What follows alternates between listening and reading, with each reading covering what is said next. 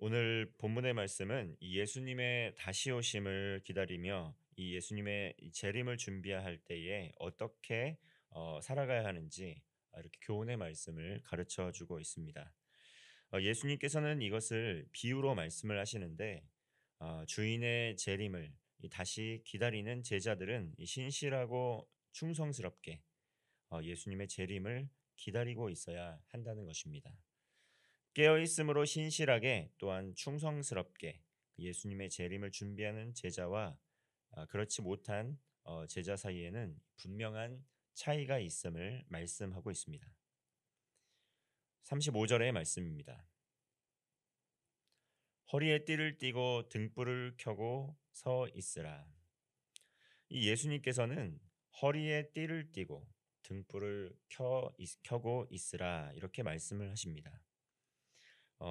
이와 이 허리띠가 나오는데요. 이 에베소서 6 장의 말씀을 보면 이 전신갑주에 대한 비유의 말씀이 나옵니다.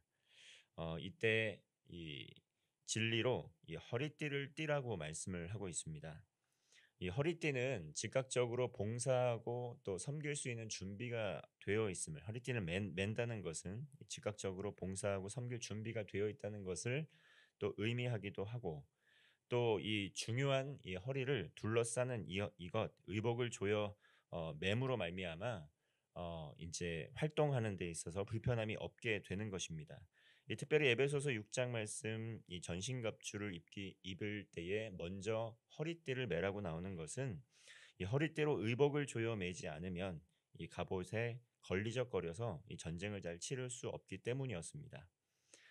여기서 진리는 예수님을 의미합니다. 그래서 진리의 허리띠를 띠라라는 것은 진리로 허리띠를 띠라는 것은 예수님께서 길과 또 진리와 생명이 되어 주시기에 이 진리 대신 예수 그리스도를 알고 또 믿음으로 말미암아 그 믿음의 기초 위에 서라라는 것입니다. 진리 대신 예수 그리스도를 알고 믿으면 죄와 사망에서 벗어나 죄 사함을 받고 구원을 받아 이 자유함을 누릴 수 있습니다.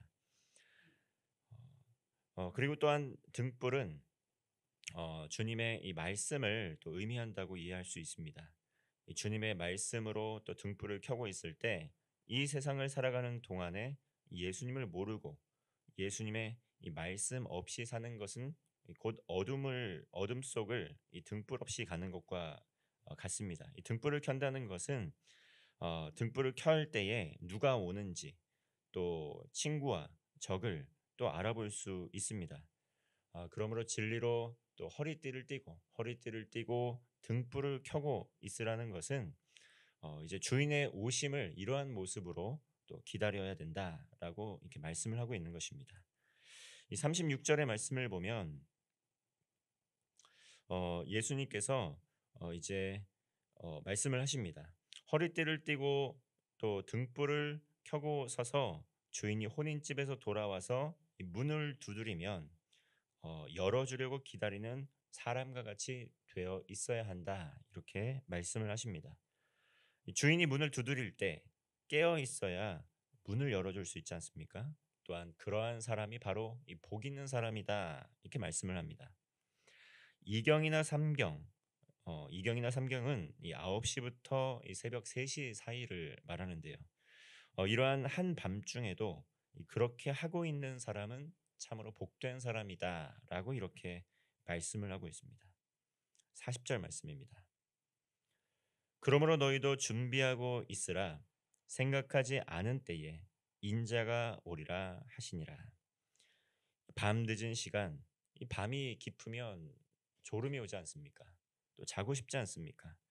그런데 밤 늦은 시간에 이 생각지 못한 때에 주인이 돌아왔을 때 허리띠를 두르고 또 등불을 켜고 주인을 기다리고 있어야 문을 두드릴 때 문을 열어주고 또 맞이할 수가 있습니다. 이 깨어서 문을 열어주는 종은 칭찬을 받는다는 것이죠. 이 마찬가지로 예수님께서 언제 다시 오실지 우리는 알 수가 없습니다. 그런데 그때까지 깨어서 이 예수님과 동행하는 가운데 자들이 이 복이 있는 삶인 것이다. 이렇게 교훈하고 있는 것입니다. 이에 베드로는 예수님께 질문을 합니다. 의구심이 들었다라는 것이죠. 그렇다면 과연 이 말씀은 누구에게 하는 말씀인가? 이 누구를 지칭하는 말씀인가?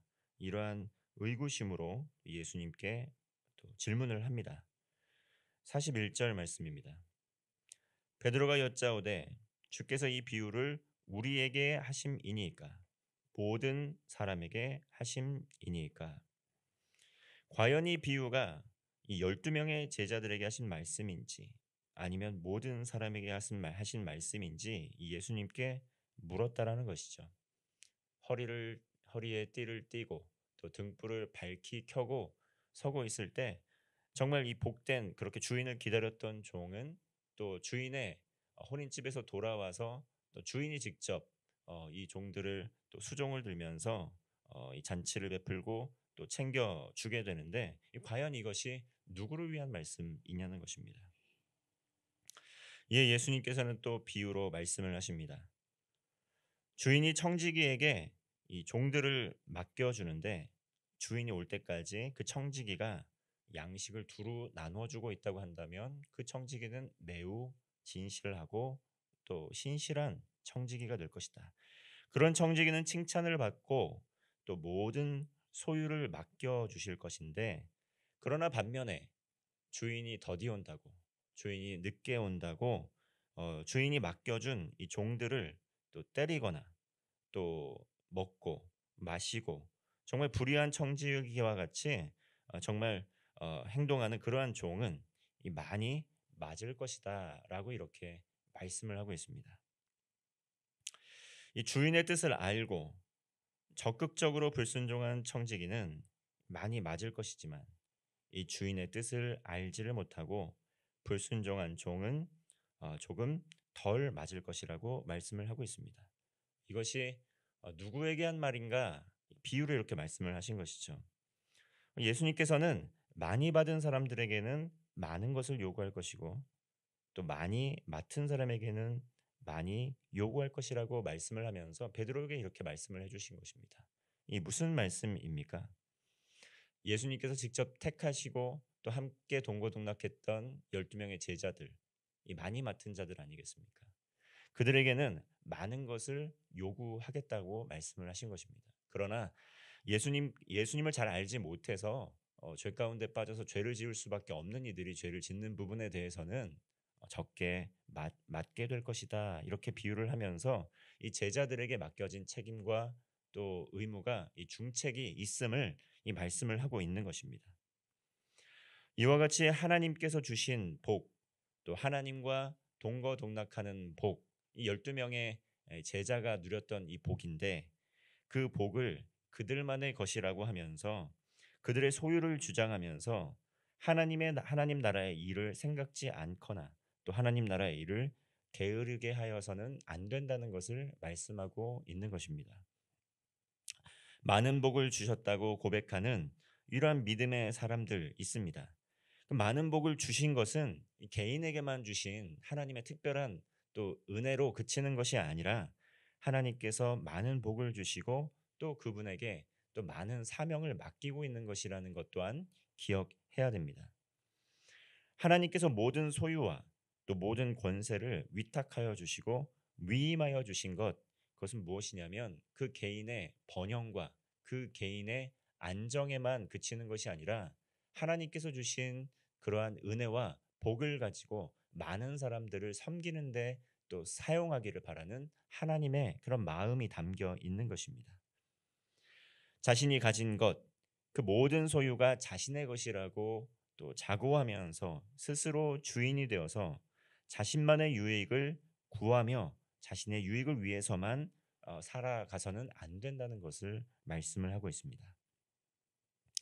하나님 나라의 일을 위하여 하나님께서 많이 맡겨주시고 위탁을 해주셨습니다. 그러므로 우리들은 이 주님의 뜻을 헤아리면서 주님의 재림을 기다리면서 하나님의 나라를 아름답게 일구어 나아가야 할 의무가 있다는 것이죠. 어떠한 자세로 해야 됩니까? 이 서두에 말씀드렸던 것처럼 정말 진리로 정말 허리띠를 띠고 등불을 켜고 깨어 있어서 주인이 오실 날을 기다리면서 그렇게 신실하게 또 충실하게 기다리고 있어야 된다는 것입니다. 삶을 살아가는 동안 예수님과 동행하는 가운데 이 말씀의 등불을 밝히고 다시 오실 예수 그리스도의 재림을 신실하게 기다리는 성도가 되시기를 바랍니다. 하나님께서 주신 그 은혜와 복, 우리에게 정말 넘치도록 많은 은혜와 복을 주시지 않았습니까? 물질과 또 시간과 재능과 삶에서 맡겨주신 모든 소유들, 하나님 나라의 영광을 위하여 나누고 섬기는 가운데 예수 그리스도를 다시 배울 때 칭찬받고 높임을 받는 복된 성도가 되시기를 주님의 이름으로 축원합니다. 기도하겠습니다. 사랑과 은혜가 충만하신 하나님 아버지, 매일의 삶에서 주님의 재림을 신실하게 기다리는 가운데 말씀을 사랑하고 주님을 사랑하고 말씀을 묵상하며 기도로 주님의 뜻을 구하는 가운데 믿음으로 살아가게 하여 주옵소서. 어둠 가운데 빛을 밝게 밝혀 주시고 우리의 심령에도 빛을 비추어 주셔서 모든 어둠은 떠나가게 하여 주옵소서.